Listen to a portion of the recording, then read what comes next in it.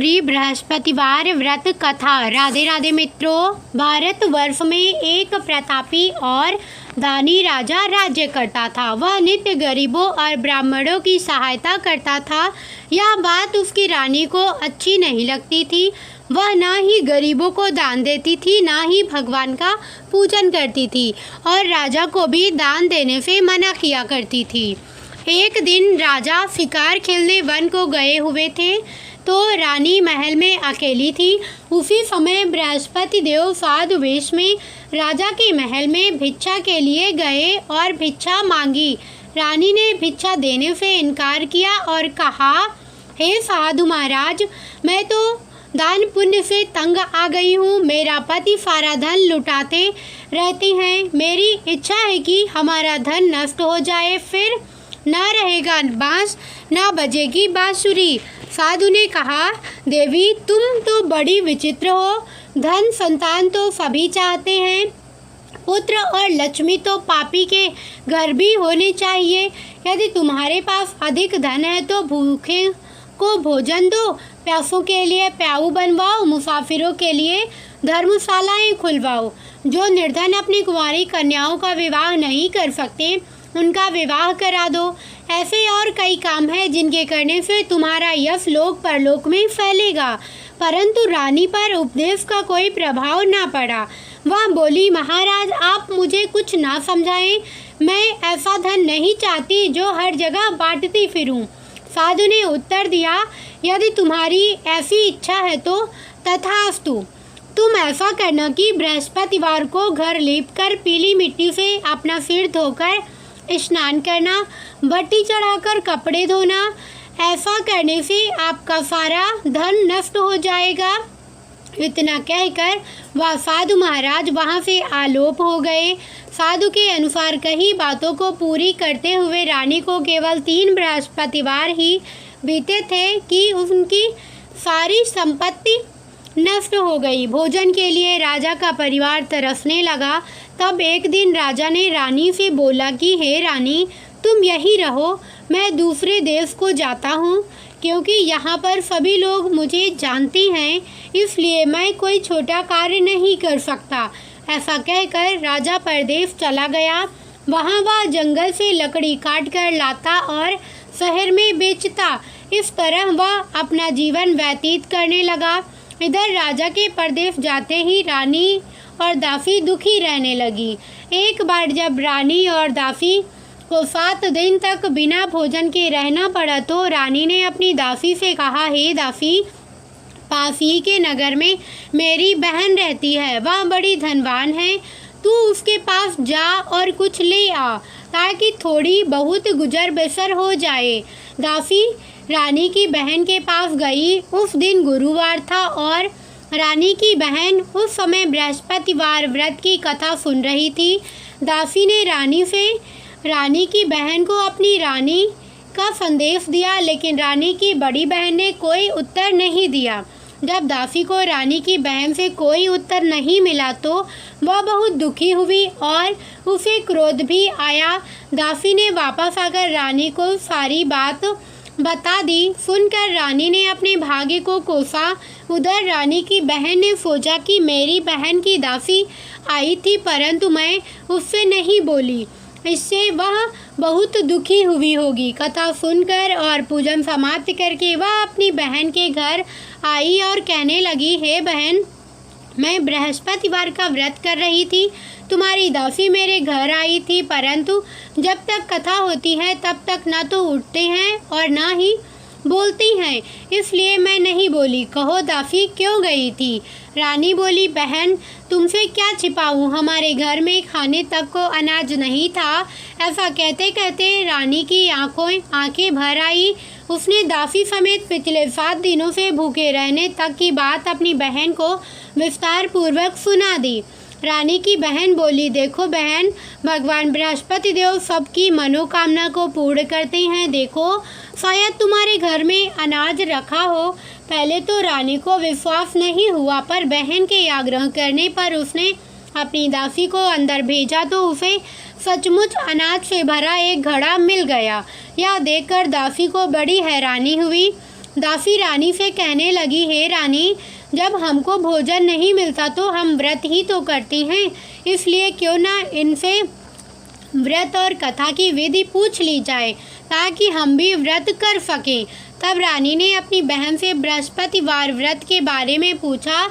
उसकी बहन ने बताया, बृहस्पतिवार के व्रत में चने की दाल और मुनक्का से विष्णु भगवान का केले की जड़ में पूजन करें तथा दीपक जलाएं। व्रत कथा सुने और पीला भोजन ही करें, इससे बृहस्पति देव प्रसन्न होती हैं। व्रत और पूजन विधि बताकर रानी की बहन अपने घर को लौट गई। 7 दिन के बाद जब गुरुवार आया तो रानी और दासी ने व्रत रखा। गुड़ फाल में जाकर चना और गुड़ लेकर आई, फिर उससे केले की जड़ तथा विष्णु भगवान का पूजन किया। अब पीला भोजन कहाँ से आए, इस बात को लेकर दोनों बहुत दुखी थी। क्योंकि उन्होंने व्रत रखा था इसलिए बृहस्पति देव उनसे प्रसन्न थे, इसलिए वे एक साधारण व्यक्ति का रूप धारण कर 2 थालों में सुंदर पीला भोजन दासी को दे गए। भोजन पाकर दासी प्रसन्न हुई और फिर रानी के साथ मिलकर भोजन ग्रहण किया। उसके बाद वे सभी गुरुवार को व्रत और पूजन करने लगी। बृहस्पति भगवान की कृपा से उनके पास फिर से धन संपत्ति आ गई, परंतु रानी फिर से पहले की तरह आलस्य करने लगी। तब दासी बोली, देखो रानी, तुम पहले भी इस प्रकार आलस्य करती थी, तुम्हें धन रखने में कष्ट होता था, इस कारण सभी धन नष्ट हो गया, और अब जब भगवान बृहस्पति की कृपा से धन मिला है तो तुम्हें फिर से आलस्य होता है। रानी को समझाते हुए दासी कहती है कि बड़ी मुसीबतों के बाद हमने यह धन पाया है, इसलिए हमें दान पुण्य करना चाहिए, भूखे मनुष्यों को भोजन कराना चाहिए और धन को शुभ कार्यों में खर्च करना चाहिए, जिससे तुम्हारे कुल का यश बढ़ेगा, स्वर्ग की प्राप्ति होगी और पितृ प्रसन्न होंगे। दासी की बात मानकर रानी अपना धन शुभ कार्यों में खर्च करने लगी, जिससे पूरे नगर में उसका यश फैलने लगा। बृहस्पतिवार व्रत कथा के बाद श्रद्धा के साथ आरती की जानी चाहिए। इसके बाद प्रसाद बांटकर उसे ग्रहण करना चाहिए। एक दिन राजा दुखी होकर जंगल में एक पेड़ के नीचे आसन जमा कर बैठ गया। वह अपनी दशा को याद करके व्याकुल होने लगा। बृहस्पतिवार का दिन था। एकाएक उसने देखा कि एक निर्जन वन में एक साधु प्रकट हुए। वह साधु वेश में स्वयं बृहस्पति देवता थे। लकड़हारे के सामने आकर बोले, हे लकड़हारे, इस सुनसान जंगल में तू चिंतामग्न क्यों बैठा है? लकड़हारे ने दोनों हाथ जोड़कर प्रणाम किया और उत्तर दिया, महात्मा जी, आप सब कुछ जानते हैं, मैं क्या कहूँ? यह कहकर रोने लगा और साधु को अपनी आत्मकथा सुनाई। महात्मा जी ने कहा, तुम्हारी स्त्री ने बृहस्पति के दिन बृहस्पति भगवान का निरादर किया है, जिसके कारण रुष्ट होकर उन्होंने तुम्हारी यह दशा कर दी, पैसे के दो कर दी। अब तुम चिंता को दूर करके मेरे कहने पर चलो तो तुम्हारे सब कष्ट दूर हो जाएंगे और भगवान पहले से भी अधिक संपत्ति देंगे। तुम बृहस्पति के दिन कथा किया करो। 2 पैसे के चने मुनक्का लाकर उसका प्रसाद बनाओ और शुद्ध जल से लोटे में शक्कर मिलाकर अमृत तैयार करो। कथा के पश्चात अपने सारे परिवार और सुनने वाले प्रेमियों में अमृत व प्रसाद बांटकर आप भी ग्रहण करो।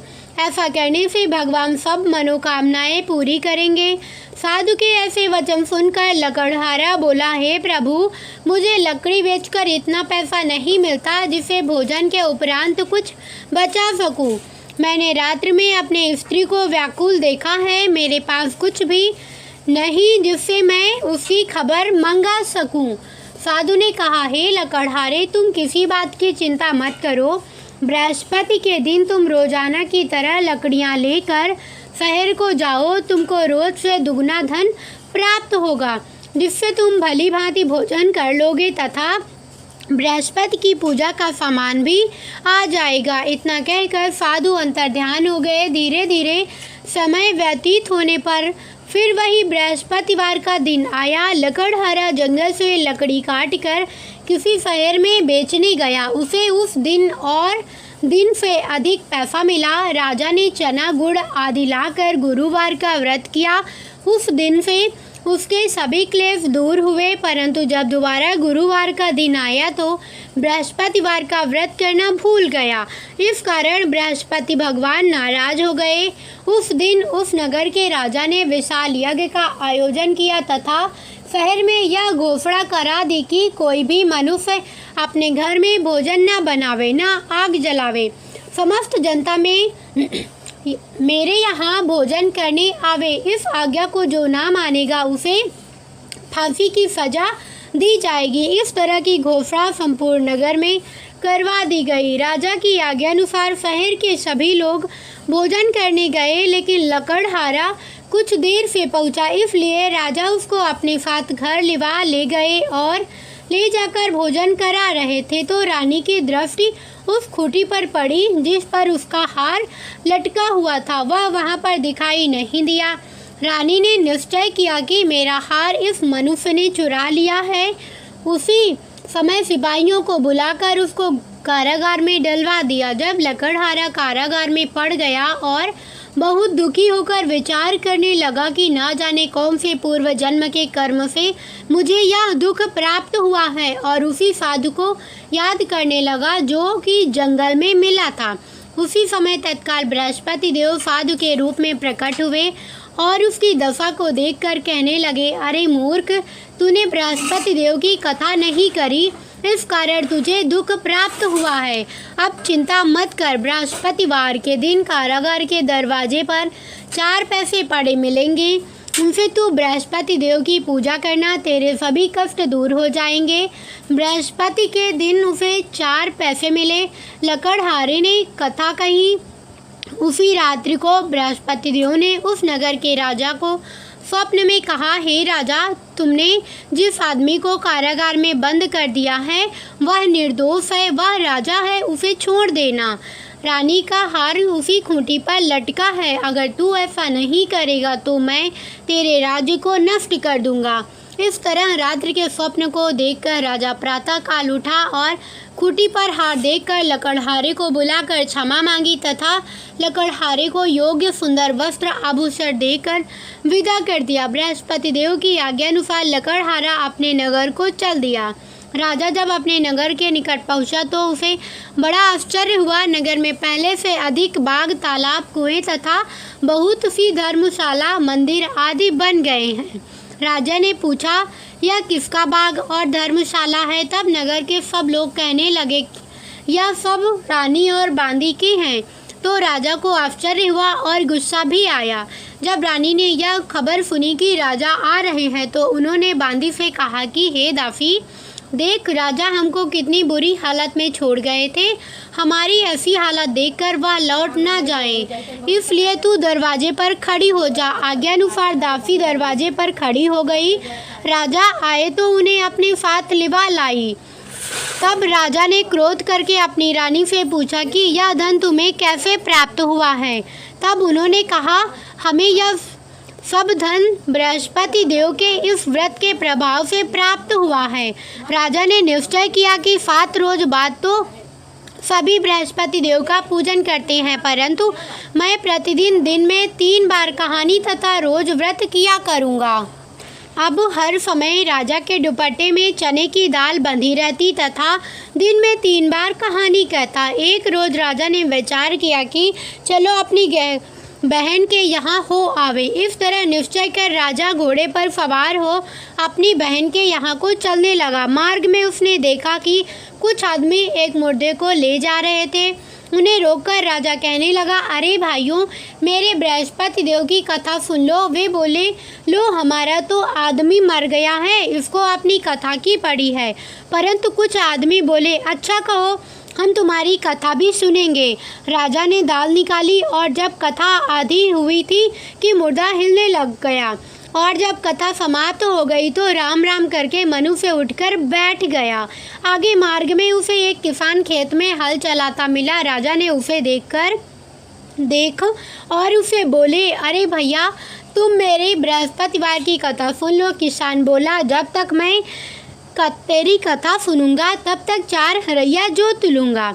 जा अपनी कथा किसी और को सुनाना। इस तरह राजा आगे चलने लगा। राजा के हटते ही बैल पछाड़ खाकर गिर गया तथा किसान के पेट में बड़ी जोर का दर्द होने लगा।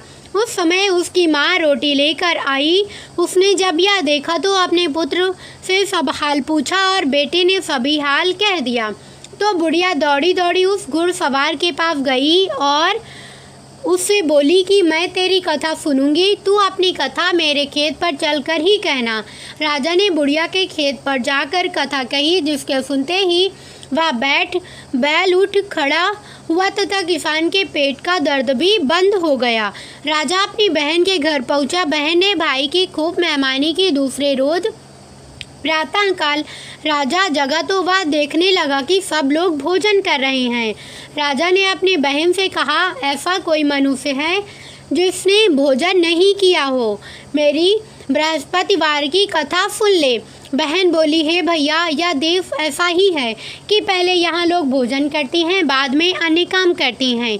अगर कोई पड़ोस में हो तो देख आऊँ। वह ऐसा कहकर देखने चली गई, परंतु उसे कोई ऐसा व्यक्ति नहीं मिला जिसने भोजन न किया हो। अतः वह एक कुम्हार के घर गई जिसका लड़का बीमार था। उसे मालूम हुआ कि उनके यहाँ 3 रोज से किसी ने भोजन नहीं किया है। रानी ने अपने भाई की कथा सुनने के लिए कुम्हार से कहा। वह तैयार हो गया। राजा ने जाकर बृहस्पतिवार की कथा कही, जिसको सुनकर उसका लड़का ठीक हो गया। अब तो राजा की प्रशंसा होने लगी। एक रोज़ राजा ने बहन से कहा कि हे बहन, हम अपने घर को जाएंगे, तुम भी तैयार हो जाओ। राजा की बहन ने अपनी सास से कहा। सास ने कहा, हाँ चली जा, परंतु अपने लड़कों को मत ले जाना, क्योंकि तेरे भाई की कोई औलाद नहीं है। बहन ने अपने भैया से कहा, हे भैया, मैं तो चलूँगी, पर कोई बालक नहीं जाएगा। राजा बोला, जब कोई बालक नहीं चलेगा तब तुम ही क्या करोगी। बड़े दुखी मन से राजा अपने नगर को लौट आया। राजा ने अपनी रानी से कहा, हम निर्वंशी हैं, हमारा मुंह देखने का धर्म नहीं है और कुछ भोजन आदि नहीं किया। रानी बोली, हे प्रभु, बृहस्पति देव हमें सब कुछ दिया है, वह हमें औलाद अवश्य देंगे। उसी रात को बृहस्पति देव ने राजा से स्वप्न में कहा, हे राजा, उठ, सभी सोच त्याग दे, तेरी रानी गर्भ से है। राजा की यह बात सुनकर बड़ी खुशी हुई। 9वें महीने में उसके गर्भ से एक सुंदर पुत्र पैदा हुआ। तब राजा बोला, हे रानी, स्त्री बिना भोजन के रह सकती है, पर बिना कहे नहीं रह सकती। जब मेरी बहन आवे तुम उसे कुछ मत कहना। रानी ने सुनकर हाँ कर दिया। तब राजा की बहन ये शुभ समाचार सुना तो वह बहुत खुशी हुई तथा बधाई लेकर अपने भाई के यहाँ आई। तभी रानी ने कहा, घोड़ा चढ़कर तो नहीं आई, गधा चढ़ी आई। राजा की बहन बोली, भाभी, मैं इस प्रकार न कहती तो तुम्हें औलाद कैसे मिलती। बृहस्पति देव ऐसे ही हैं, जैसी जिसके मन में कामनाएं हैं सभी को पूर्ण करती हैं। जो सद्भावना पूर्वक बृहस्पतिवार का व्रत करता है एवं कथा पढ़ता है अथवा सुनता है, दूसरों को सुनाता है, बृहस्पति देव उसकी सभी मनोकामना पूर्ण करती है। भगवान बृहस्पति देव उसकी सदैव रक्षा करती हैं।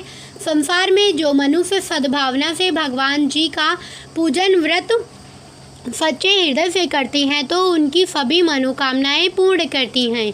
जैसी सच्ची भावना से रानी और राजा ने उनकी कथा का गुणगान किया तो उनकी सभी इच्छाएं बृहस्पति देव जी ने पूर्ण की थी। इसलिए पूर्ण कथा सुनने के बाद प्रसाद लेकर जाना चाहिए। हृदय से उसका मनन करते हुए जयकारा बोलना चाहिए।